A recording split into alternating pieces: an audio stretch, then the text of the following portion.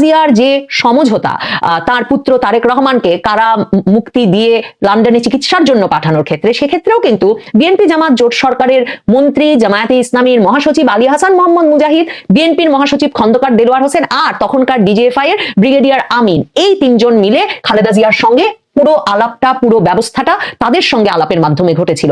কাজেই জামায়াতে ইসলামী জানে কোন পরিস্থিতিতে তারেক রহমানকে দেশ ত্যাগ করতে হয়েছিল। বাংলাদেশের সংবাদ মাধ্যম, সরকার, রাজনৈতিক পক্ষগুলো যখন ক্রমাগতভাবে খালেদা জিয়া এবং তার সুস্থতা, শারীরিক অবস্থা এসব নিয়ে কথা বলছেন, তখন এটা নিশ্চয়ই আমাদের কারোই চোখ এড়িয়ে যায়নি যে জামায়াতে ইসলামী, জাতীয় নাগরিক পার্টি, এনসিপি সহ কোনো দলের মুখ দিয়েই একেবারেই তারেক রহমান কেন দেশে ফিরতে পারছেন না, তার দেশে ফেরার ক্ষেত্রে সকল বাধা দূর করা হোক, আমরা তার পাশে আছি, এমন কোনো বক্তব্য শুনতে পাওয়া যায়নি।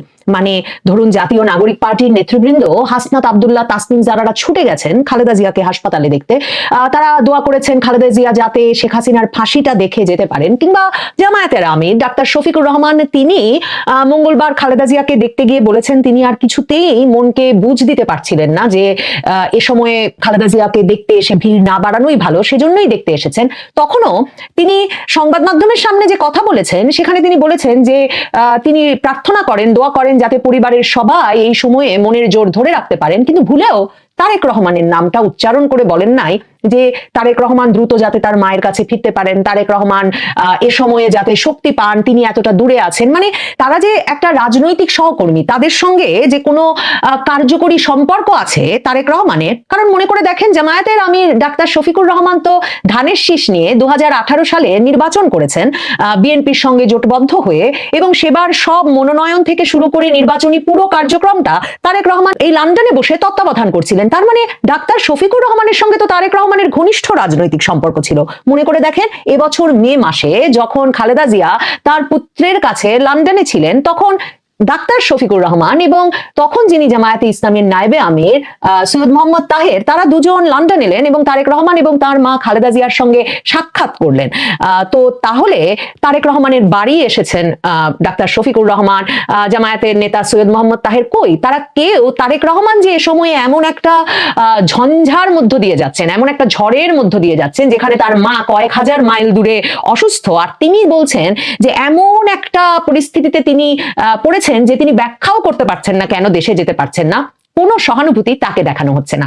বরং এই দুটো দলই বিএনপিকে এই সময়টায় একরকমের বেকায়দায় ফেলতে চাইছে। কারণ জামায়াতে ইসলামীর সেই জুন মাসে যখন ডক্টর ইউনূস এসে লন্ডনে তারেক রহমানের সাথে সাক্ষাৎ করে গেলেন, বা সেজন্যই লন্ডন এলেন সরকারি সফরের নাম করে, তখনই জামায়াতে ইসলামী ডক্টর ইউনূসকে বলেছিল যে এই যে তাদের কাউকে না বলে ডক্টর ইউনূস এরকম একটা বৈঠক সাজিয়ে গিয়ে একজনের সঙ্গে কথা বলে সাক্ষাৎ করে নির্বাচনের সময় ঠিক করে এলেন, এবং এমন একটা মানে মনে হচ্ছে পুরো নির্বাচনটাই তার হাতে ক্ষমতা তুলে দিয়ে তাকে প্রধানমন্ত্রী বানানোর জন্য, এই বিষয়টা অত্যন্ত গুরুতর সমস্যা বলে মনে করে জামায়াতে ইসলামী। জামায়াতে ইসলামীতে নায়েবে আমির হিসেবে সদ্য নিয়োগ পেয়েছেন, মনোনীত হয়েছেন এটিএম আজহারুল ইসলাম। সৈয়দ মোহাম্মদ তাহেরের পদে আসা এই এটিএম আজহারুল ইসলাম 13 বছরের বেশি সময় যুদ্ধাপরাধের অভিযোগে কারাবন্দী ছিলেন, তার মৃত্যুদণ্ডের রায় হয়ে গিয়েছিল। এই 5ই আগস্টের পর থেকে জামায়াতে ইসলামীর আন্দোলন, দাবি এবং আইনি ব্যবস্থার মাধ্যমে জামায়াতে ইসলামী তাকে এবছর মুক্ত করে এনেছে।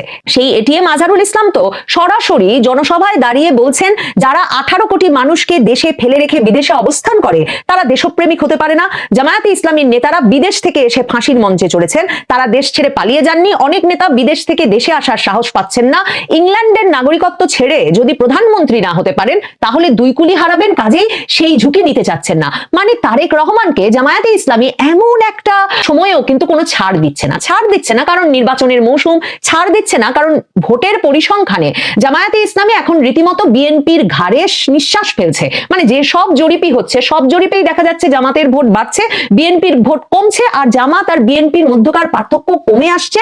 অন্যদিকে জামাত ইসলামী আন্দোলন বাংলাদেশ, খেলাফত মজলিস সহ ইসলামপন্থী দলগুলোর সব ভোট এক বাক্সে আনার যে উদ্যোগ নিয়েছে, তার ফলে জামাতের ভোটের হিসাব যা দাঁড়াচ্ছে তাতে বিএনপিকে এখন কোনো ছাড় দেওয়ার উপায় নাই জামায়াতে ইসলামীর। এবং জামায়াতে ইসলামী এই কথাটা পরিষ্কার করে ইউনূস সরকারকেও বলেছে যে এই যে তারেক রহমান যদি ফেরেন তার মাকে দেখতে এবং নির্বাচনী প্রচারণার আগে, আসলে মায়ের মায়ের অসুস্থতার আগে থেকেই জামায়াতে ইসলামীর নির্বাচনের সময় তারেক রহমানের ফেরা নিয়ে আপত্তি ছিল, কারণ তারেক রহমান ফেরা মানেই তার জন্য বিরাট বুলেট প্রুফ গাড়ি কেনা হচ্ছিল, তার জন্য কি ধরনের বিশেষ সরকারি নিরাপত্তার ব্যবস্থা করা হবে তা নিয়ে নানা রকম দাবি দেওয়ার কথা বিএনপি নেতৃবৃন্দের মুখ থেকে শোনা যাচ্ছিল। তো জামায়াতে ইসলামী এবং জাতীয় নাগরিক পার্টির নেতৃবৃন্দের কথা হচ্ছে যে এর ফলে তো লেভেল প্লেইং ফিল্ড নষ্ট হয়, মানে একজন নেতার জন্য যদি এমন আড়ম্বরের আয়োজন করা হয় তাহলে একরকম তো তাকে প্রধানমন্ত্রী হিসেবে ঘোষণা দিয়ে বা স্বীকৃতি দিয়েই আসলে দেশে ফেরার ব্যবস্থা করা হচ্ছে, সেই বিষয়টা নিয়ে জামায়াতে ইসলামীর সরাসরি আপত্তি আছে।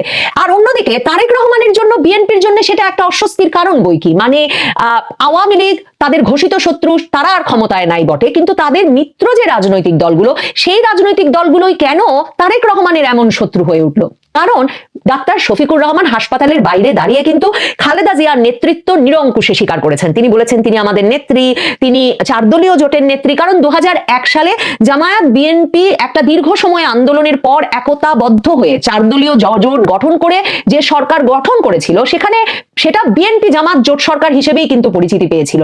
বিএনপি সঙ্গে জামায়াতে ইসলামীর এই দীর্ঘ ঘনিষ্ঠতার অবসান ঘটেছে আসলে তারেক রহমান নেতৃত্বে আসবার পর। 2018 সালেও একসাথে নির্বাচন করবার পর সেই নির্বাচনটা যেভাবে তারেক রহমান ব্যবস্থাপনা করেছেন সেটা নিয়ে যেমন আপত্তি আছে, ঘোরতর আপত্তি আছে, অভিযোগ আছে জামায়াতে ইসলামীর। বিএনপি যতটা অপ্রস্তুত ছিল, বিএনপি যেভাবে নির্বাচনের কোথাও যখন জামায়াতে ইসলামী একটা বেকায়দায় আছে তখনও জামায়াতে ইসলামী অবাক হয়ে দেখেছে যে বিএনপি কোথাও সংগঠিত হয়ে নির্বাচনে তাদের জনবল দিয়ে, রাজনৈতিক বল দিয়ে একটা শক্তিশালী অবস্থানে দাঁড়াতে পারে নাই।